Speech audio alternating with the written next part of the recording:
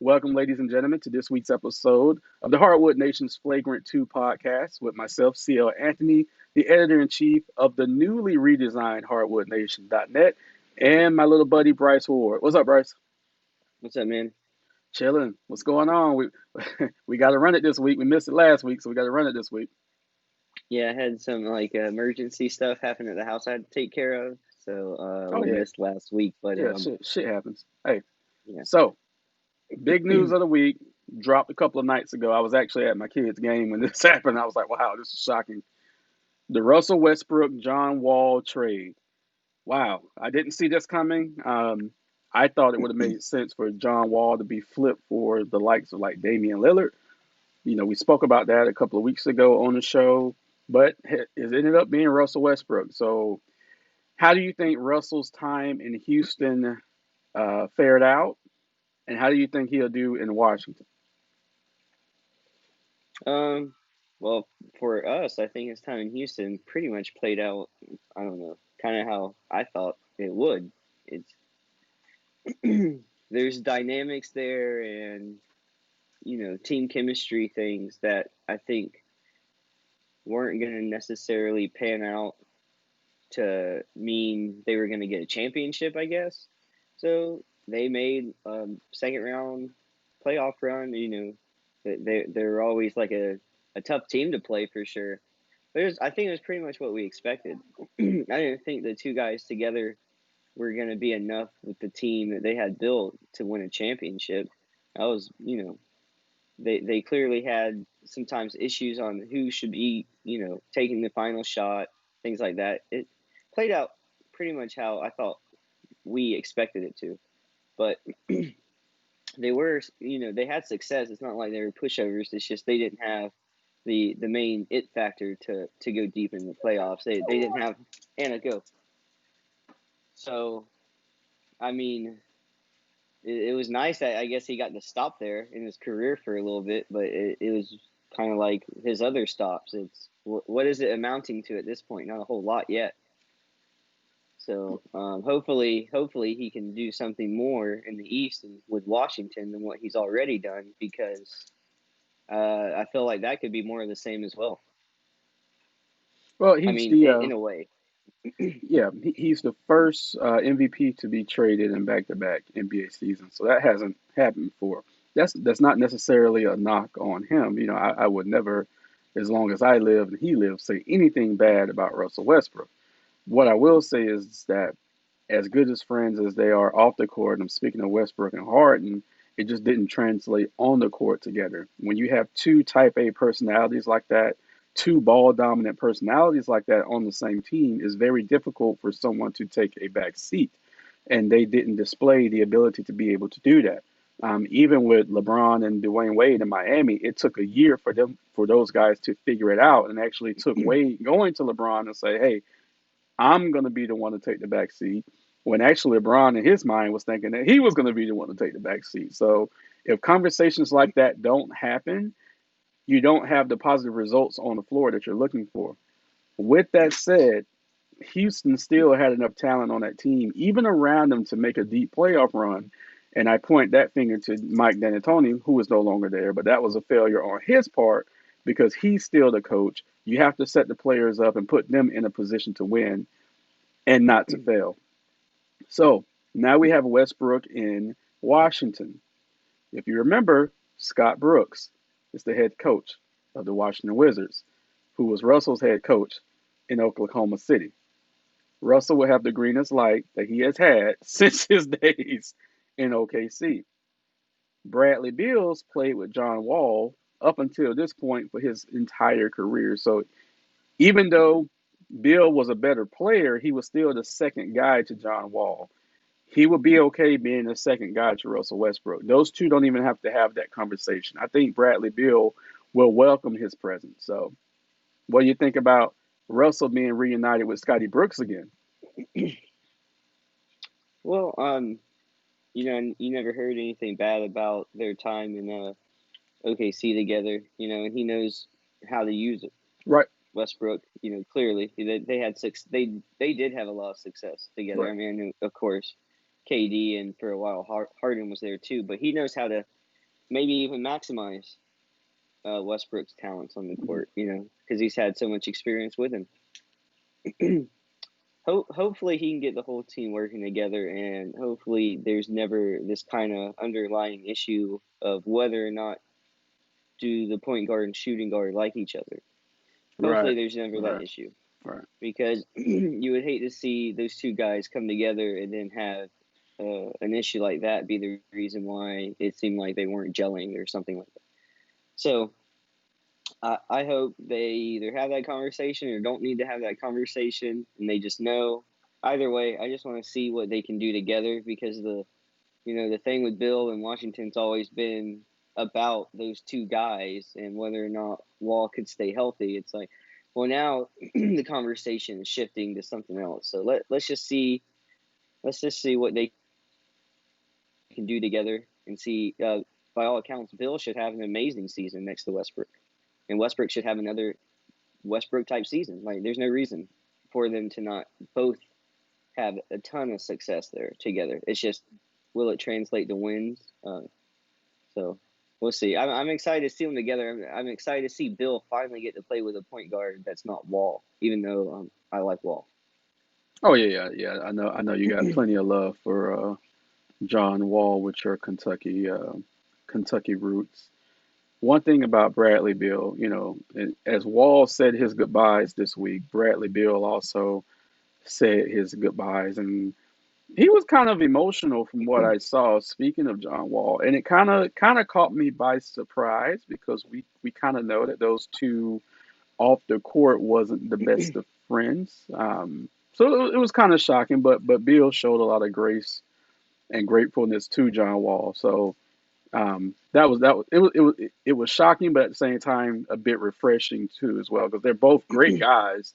They just didn't gel together off the court. So for whatever Well, reason, it happens. into their defense, how much of that was just maybe they weren't like just super close, buddies, but that doesn't mean maybe they had problems. Maybe some of it was just overhyped. So, both those guys have been there for their entire careers. That's a quite a while now. Even if you weren't necessarily the best of friends, they probably just got used to being around each other. It's like, you know, I'm sure it would be slightly emotional for either one of them. Like, John Wall has to leave all those guys. I'm sure, he's been seeing them forever. So Yeah, I'm sure there yeah. was a little emotion on both sides. And, despite the issues they might or might not have had, they Riley worked together a disagrees. long time.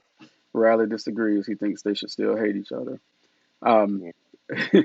another thing, we know that Wall tore his Achilles. It was Achilles tendon injury that really sidelined him. It was the heel injury first, and then the Achilles injury, the freak accident that happened in his home.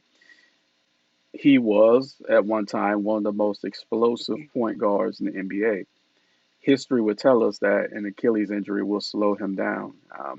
How do you think he has to change his game going forward to be successful with the Rockets? Because he hasn't played in 2 years, pretty much.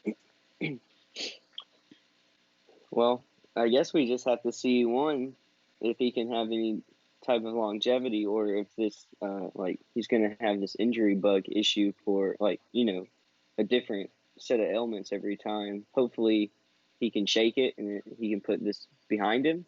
But I think if anything, we can look at Derrick Rose in a sense to see how, you know maybe what to expect. um, I know they're different injuries, but in terms of like their play style and what we came to expect. Rose was like this freak athlete, and all of a sudden he had to slow down and I think get a more consistent shot. Wall's not necessarily known for his jumper either, so I hope in this time off where he hasn't been able to run and maybe do the things he's used to doing, hopefully he's been getting thousands and thousands of shots up, because he's going to have to become more reliable. He might have lost a lot of that explosiveness, and if that's the case, he has to develop a different type of offensive game. Right. So Derrick Rose has been able to convert and still be, or have huge success so far. Um, he's done it the right way. Wall has to do something similar in fashion, I think. Oh yeah. You took the thought right out of my head. Great minds think alike. Um, and the good thing is he does have Harden to lean on, so all the pressure isn't necessarily on Wall. If Wall can be the primary point guard, Harden just plays the two guard.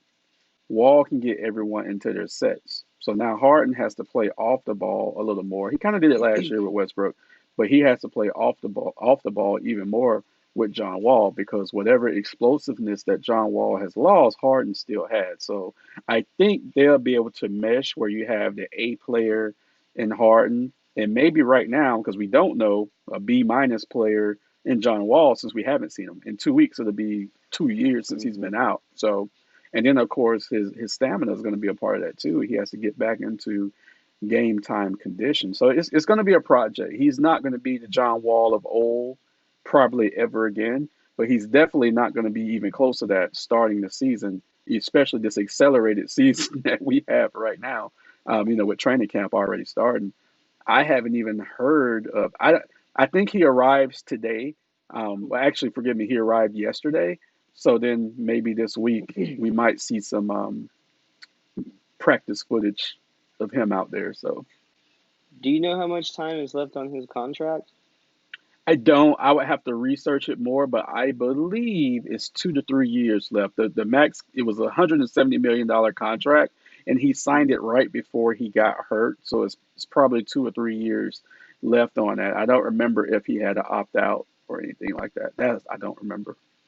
Because I was just thinking, trying to figure out Houston's, um, I guess, reasoning for going after him instead of maybe some other guys, and just wondering if they just planned on giving this next iteration of the team like whatever they could come back with and see if it stuck with Wall and see how he performed for like a year, just Right. depending on his contract. I was like, maybe that's why they went after Wall, is maybe he had only like a year left on his contract. So if it didn't work out, then they just, if he's not what they expected him to be, then maybe they just don't re sign him kind of thing. Like, I Right. didn't Right. think they'd be tied up with him for a lot too long because he's a question mark.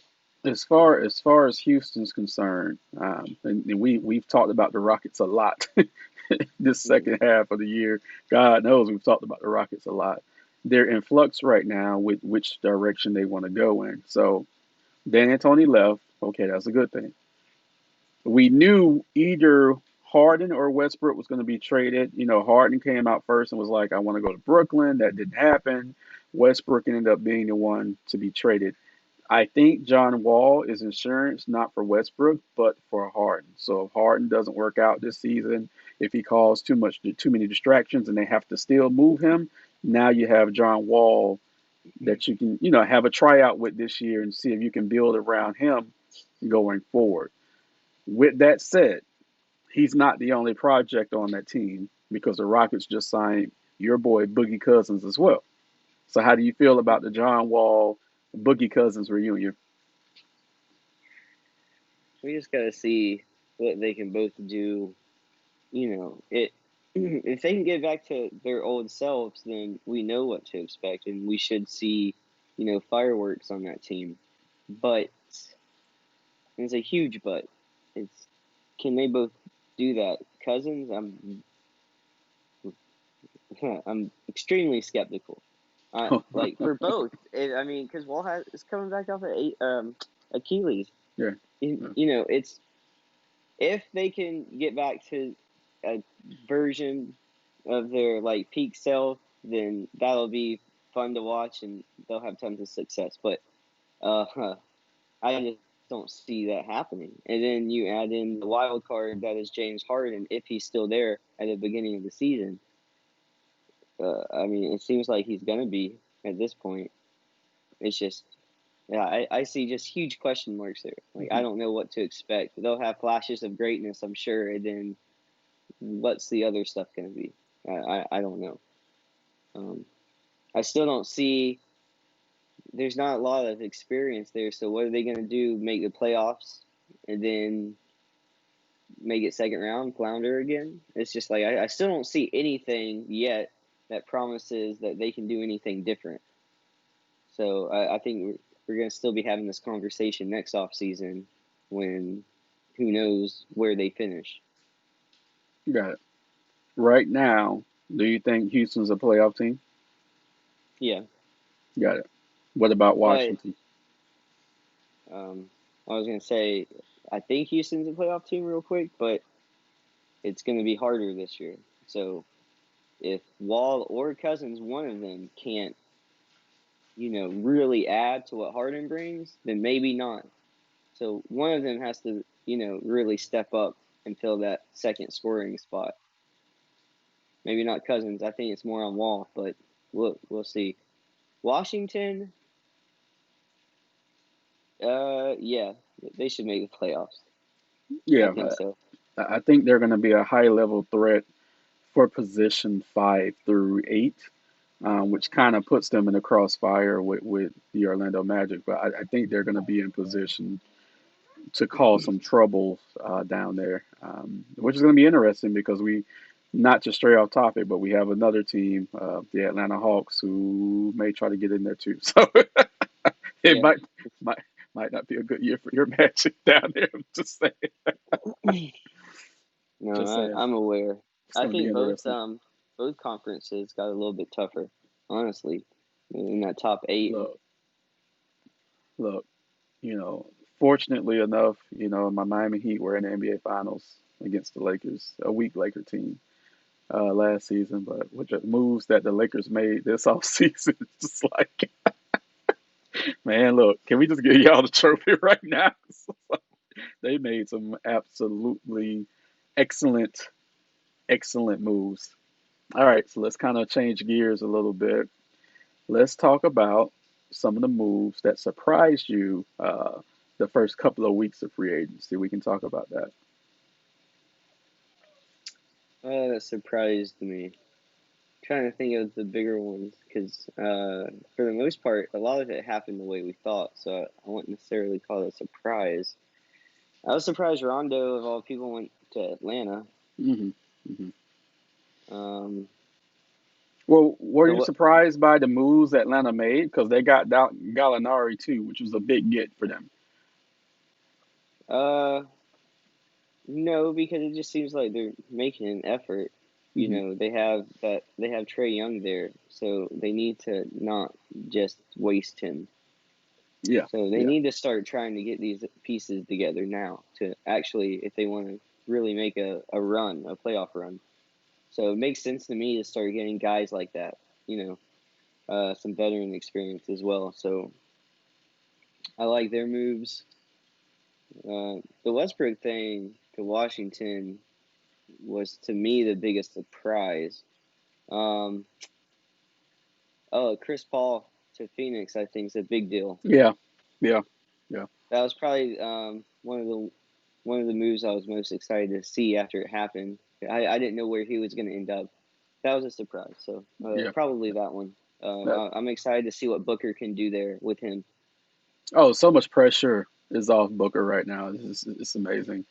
Yeah, Um, it is absolutely amazing. Like, just to make a correlation, my kids are playing now again, and my son's team is undefeated so far, and he's the primary point guard, but he's not the primary scorer anymore. So he's had pressure on him for years at that position, and it would drive him insane. And now he's playing so much more relaxed because he's trusting his teammates more, and they're getting the job done. And that's kind of how Booker's going to be in Phoenix this year with Chris Paul. He's going to be so much more relaxed because he doesn't have to have the full responsibility of being a ball handler and a playmaker.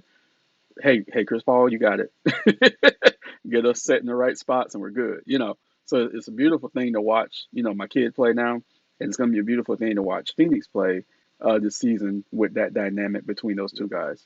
And Chris Paul still carries weight among other players where when he speaks, they're going to listen to him. So, but well, also in some sense, the stress of having to make the shot is he can defer to Chris Paul in certain situations. It's not like he's a slouch, and I mean he can make clutch shots as well. So I mean, uh, they got a huge upgrade there. So I'm oh excited yeah, for yeah, Booker. Beautiful, And beautiful upgrade. Did you happen to hear about Carl Anthony Towns had a revealing interview this week slash article speaking of losing not only his mom but six other family members to COVID. Did you have a chance to look into that? Because that's I, devastating. I, I did. I saw 7 members of his Right. family, that's including his mother. I was like, it seems crazy. Yeah, that's devastating for any. 7. Yeah, yeah. So I'm surprised he's even playing, like gonna play. right, You know.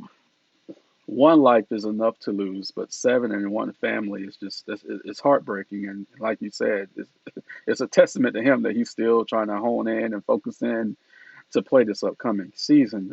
But the NBA has put in extra protocols going forward for COVID prevention. Also, some teams are still trying to finish their layouts for how they want to deal with fans coming in. Some teams are doing partial fans. Some teams are still doing no fans. So I just saw this morning, I think Chicago's not doing fans.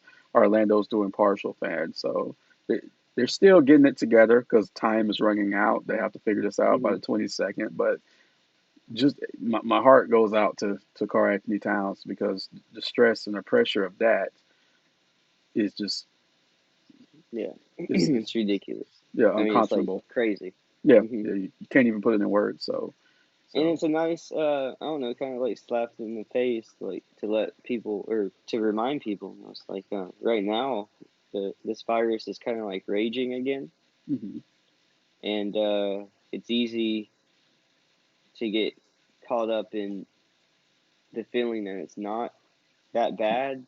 But right, right, for some people, it is a legitimate problem. And like Towns, it just ravaged his family. So you just don't know how everybody's going to react to it. They still don't really know. So it's like there is a vaccine coming out slowly, so that's good news. But in general, it's just like a nice reminder to appreciate and still be safe because things could go south. oh Still, yeah, oh yeah, yeah, yeah, uh, yeah. We it's want just everyone. it's sad.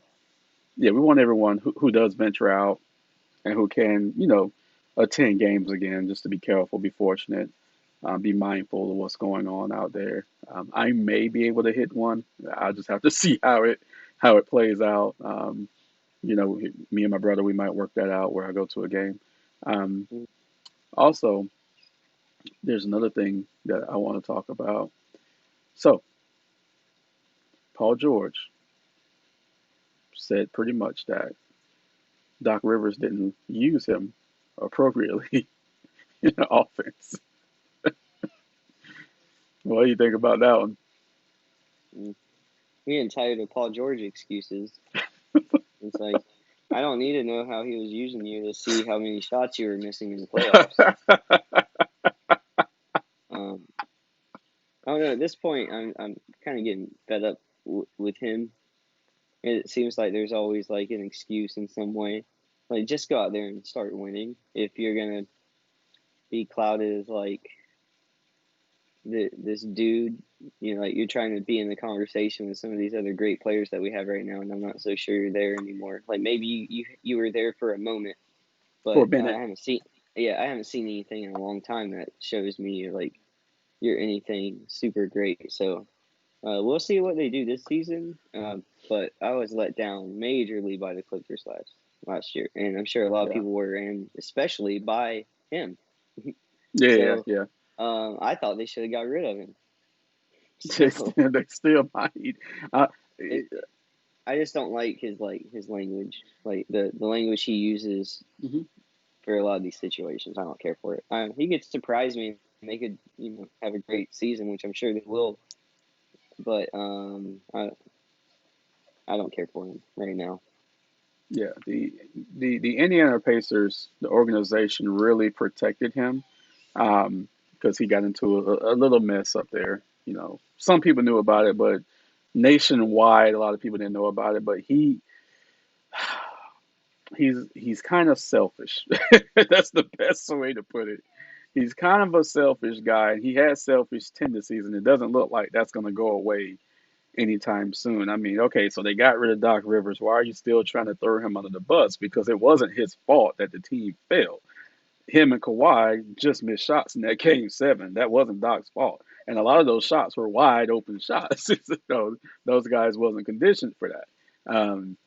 But for them to still be taking shots at Doc Rivers, I'm just like, look, Doc's going to be fine in Philly. He's not worried about anything that's going on in Los Angeles. Hmm. He landed in a great spot.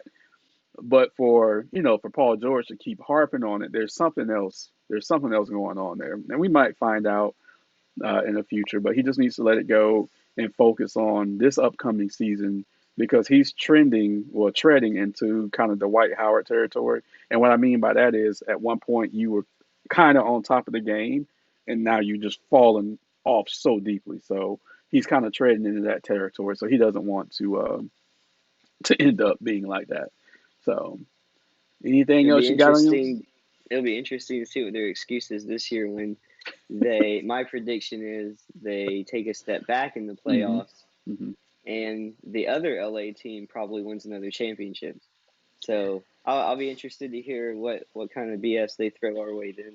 Yeah, the other LA team is going to win the championship, and I believe the Clippers are going to be in the bottom half of the playoff race this year. They're not going to be in the top half. There's going to be some struggles going on. Real quick, San Antonio is going to have limited fans as well. So, me and my brother, we talked about this the other night when I saw him, and because he was like, "Well, the Magic haven't contacted me yet," because he's a season ticket holder.